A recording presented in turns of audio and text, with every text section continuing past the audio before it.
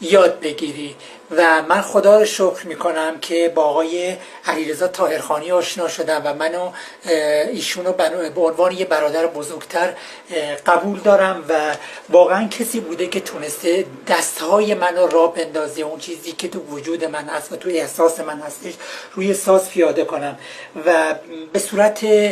واقعا دلی داره کار میکنه و من خدا رو شکر میکنم که تو این فضا با ایشون آشنا شدم. امیدوارم که به خاطر اینکه نون دلشونو دارن میخورن عاقبت به خیر بشن و در هر مقطعی از زندگی هستن حال دلشون خوب باشه و سفره دلشون پر از خیر و برکت باشه. بنده به عنوان یه هنرجو که حول و حوشه یه 2 ماهی هست با ایشون دارم کار میکنم و میترسیدم و هنوزم از آکورد گرفتم میترسیدم، ولی ایشون دارن با من کار میکنن که دستم را بیفته